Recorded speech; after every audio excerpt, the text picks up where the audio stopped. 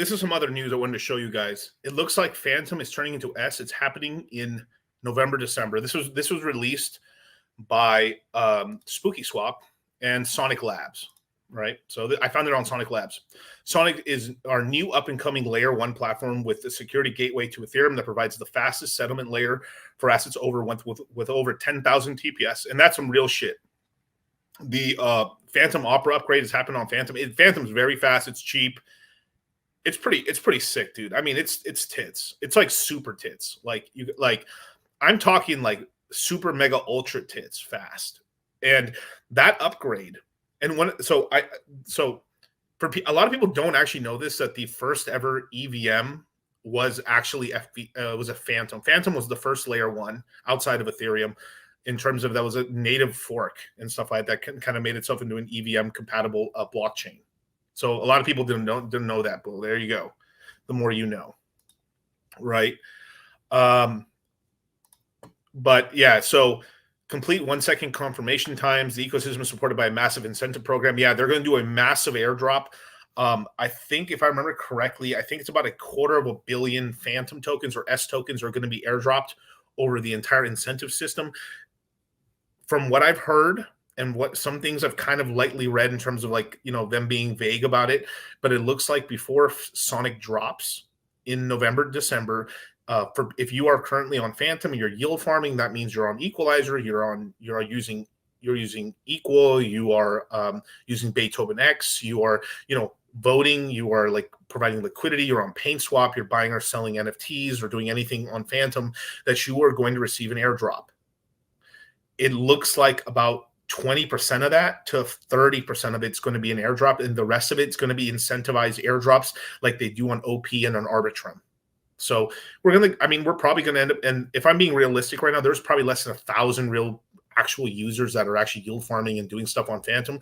So this is going to be a nice little payday, I believe, for people who are actually kind of semi-power users. And it doesn't mean you have to be this massive whale, but if you already I wouldn't go out of your way. For most of you guys, the main thing you should do if you actually just want to invest into Fantom or anything like that is just buy the token and just sit on your ass. That's it.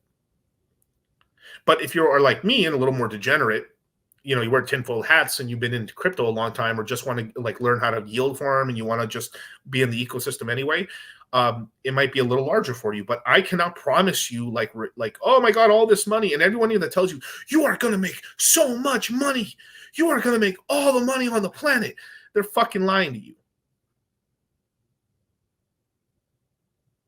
Yeah. So yes. So Brandon, Spooky Swap is, I can't say that it's the number one DEX on Fantom, but there's a lot of people in the Fantom Foundation, including Andre, that are on the board of Boo.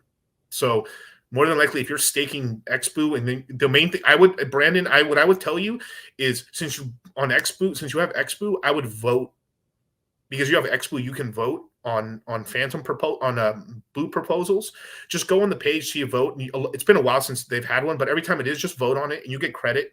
And then it will probably make you a lot more likely, because it's oh, this guy stakes his Boo and he's voting when we have a vote every couple months. I think it would just make that's the sugar on top. So I vote a lot on Beethoven X, I vote on Equalizer, I vote on Boo whenever it's available, and usually it's a yes or no thing or whatever, and that's it. Boo doesn't cost shit. Wingo Swap is one I never really use that often. Really, I might end up investing in it just to cover a base, or whatever. I'll put some money in it or something just to have some. But because I don't know it as well as the other exchanges, I would put it on a condom wallet, a degenerate condom wallet. So that's 3 layers down or 2 layers down from what guys who've taken the crypto mindset course. If you know, you know.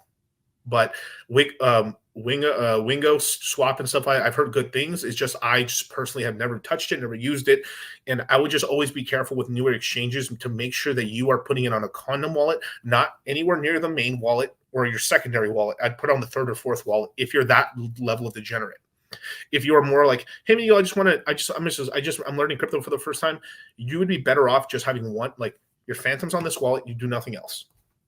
Hey, I like Solana. You have the Solana wallet. Cool. You have a Fantom wallet. You have a MetaMask. You have a Trezor. Maybe Exodus or Trust wallet. That's it. You're done. and you just say, I don't really go on the blockchain too much. I just invest in the main currency. That's for 80% of you guys, that's probably the correct strategy, legitimately, because you guys are busy, you guys are working, like you guys are trying, you guys are working hard, you're trying to build your business, you're trying to get your hours, you need it. Like a lot of guys get so deep in the trenches that they have like they're looking at a million fucking coins. They're looking at a million fucking coins, and at no point they're like, holy fuck, I have 30 coins. Maybe you should have 8 or 11,